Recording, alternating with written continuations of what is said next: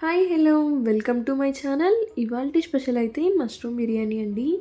చాలా ఈజీగా చేసేయచ్చు, టేస్ట్ కూడా అదిరిపోతుందండి. ఇప్పుడైతే మష్రూమ్ని వేడి నీళ్ళలో ఒక 2-3 టైమ్స్ బాగా వాష్ చేసుకోండి.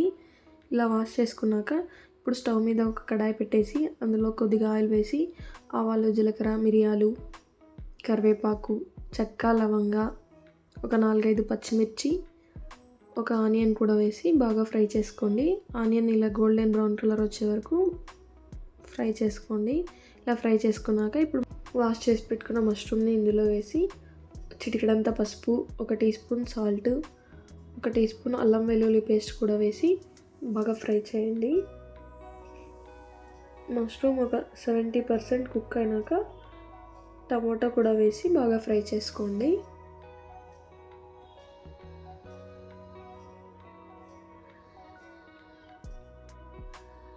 టమోటా బాగా ఫ్రై అయ్యాక 1 టీ స్పూన్ వరకు biryani masala, 1/2 teaspoon garam masala, 1 teaspoon chilli powder వేసి చిటికెడంత మిరియాల పొడి, జీలకర్ర పొడి కూడా వేసి బాగా ఫ్రై చేసుకోండి.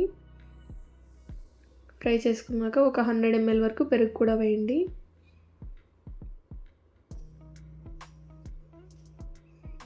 ఫ్రైడ్ ఆనియన్స్ కూడా వేసేసి బాగా ఫ్రై చేయండి. ఇలా ఆయిల్ సపరేట్ అయ్యాక ఇందులోకి కొద్దిగా వాటర్ యాడ్ చేయండి.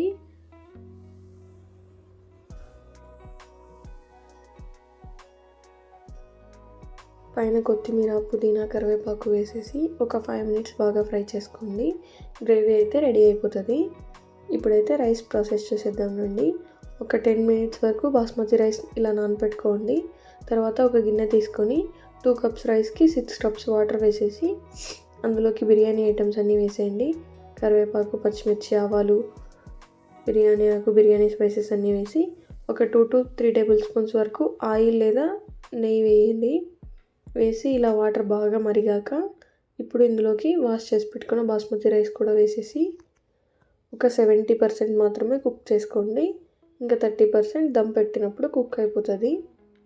1 టీ స్పూన్ వరకు సాల్ట్ వేయండి, వీడియోలో స్కిప్ అయింది.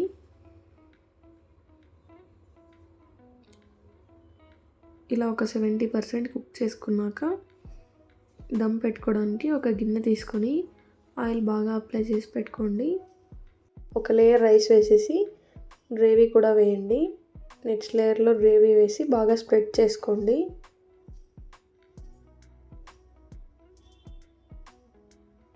ఇంకో లేయర్ కూడా రైస్ వేసేసి